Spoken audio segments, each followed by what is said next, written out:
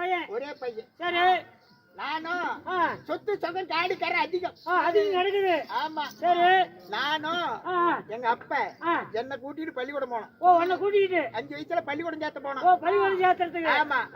அன்னைக்கே எங்க ஊர் ஏகாலி பையன் துணி துவைக்கிற வண்ணா பையன். ஆமா. அவனும் பள்ளிக்கூடத்துக்கு வந்துட்டான். சரி. 2 பேரும் ஒரே கிளாஸ்ல சேர்ந்தோம். ஒரே கிளாஸ்ல. அவனுக்கு படிப்பு ஏறிச்சு. படிப்பு ஏறி எஸ்எல்சி வரைக்கும் படிச்சு போலீஸ் வேலைக்கு போயிட்டான். போலீஸ் வேலைக்கு. ஆமா. போலீஸ் வேலைக்கு போயிட்டானா எனக்கு படிப்பு ஏறலையே. உனக்கு படிப்பு ஏறல. ஆமா. அட கேன புண்ட என்ன கேக்குறியா? எங்க அப்பா என்ன கேக்குறான்? அப்பா கேக்குறா அப்படி. உனக்கு படிப்பு ஏறல. சரி. 10 ஆட்டு குட்டி வாங்கி விடுற மேடா அப்படின்ட்டான். சரி சரி. அவ்வளோ குட்டி 10 குட்டி வாங்கி விட்டானே. சரி. ஓட்டிக்கிட்டு போனா கண்டார ஓடி விட்டு திருட்டாடாட்டம். 10 குட்டி திருட்டு குட்டி. அந்த போன இந்த காட்டுக்கு போகுது, இந்த காட்டுக்கு போன அந்த காட்டுக்கு போகுது, நிக்கிறதுக்கு நேரம் இல்ல. 10 நாளா உழப்பிடிச்சு பார்த்தேன். என்ன பண்டிகை அந்த ஆட்டை அடக்கிறது அப்படின்னு இந்த பூனை காய்ச்சிருக்கான் அளக்குது. இவ்வளவு உருவிட்டு வந்து ஆட்டு கொலையில குத்தி விட்டுட்டு அந்த பிப்புக்கு ஆடெல்லாம் கரகர கரகரன்னு சுத்திட்டு அப்படியே நின்னுச்சு. ஒரே இடத்துல. ஆமா. அப்ப தப்பா போய் ரோட்டு மேல உட்கார்ந்தேன். ரோட்டு மேல போலீஸ் ட்ரெஸ்ஸோட வர்றானு எங்க ஊர் வண்ணா பையன். ஏகாலி செய்யன்னு வந்தது என்ன கண்டா பொண்ணு போக வேண்டியது. நின்ன உடனே என்ன பார்த்து சிரிச்சான். எனக்கு கோவம் வந்துருச்சு. வர்றா கவர்மெண்ட் பையன் நாமளும் ஒரே நாளையில பள்ளிக்கூடம் சேர்ந்தோம். இவ்வளவு அவன் ஆடி மேய்க்கிறேன் நம்ம வேலையில இருக்கிறமே அப்படின்னு கேவலமா சிரிச்சான். கோவம் வந்து அது கவர்மெண்ட் பையாச்சா.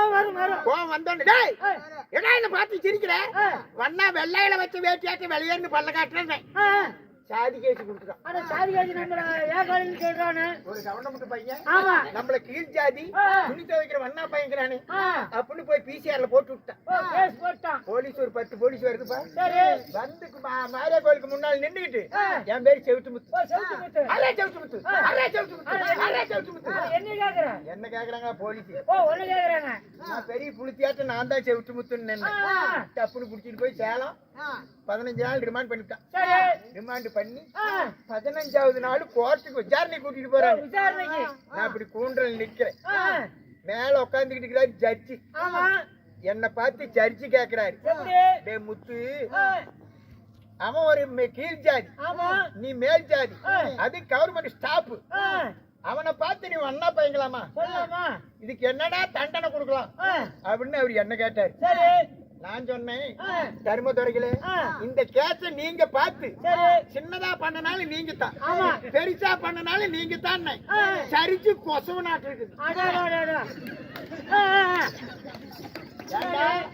சின்னதா பண்ணனா சட்டி, பெருசா பண்ணனா பானை அப்படின்னு கொசவங்கிறியா அப்படின்னு 2 கேஸ் போட்டு 2 கேஸ் என்னப்பா பண்ணுவேன்.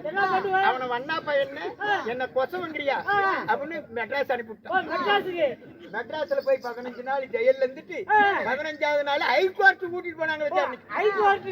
ஆமா, நான் கூண்டல் நிக்கிறேன். சர்ச்சி மேல உட்கார்ந்து இருக்கிறாரு அந்த மெட்ராஸ் சர்ச்சி, ஹைகோர்ட் சர்ச்சி. அவரும் என்னையே கேக்குறாரு, டே முத்து அவனை வண்ணா பையன் சரிச்ச கொசவன், இந்த 2 கேஸுக்கு என்னடா தண்டனை கொடுக்கலாம் அப்படின்னாரு. நான் பேசாத இருக்க கூடாதா? தர்மதுரைகளே இந்த கேஸ நீங்க பார்த்து வச்சா குடிமி, சரிச்சா மொட்டன்னா அவன் நாசு நாட்டு.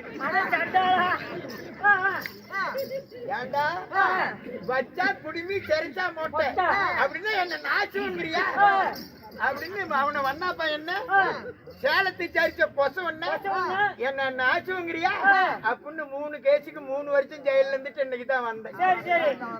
இப்படி ஆகி போச்சப்பா. ஆமா, சாமி போய சத்திரத்தை விட்டு விட்டு அதாவது மண்ணு வெட்டு ஒட்டும் போறான். அதே சமயத்துல அதாவது கள்ளட்டன் வருவதற்காக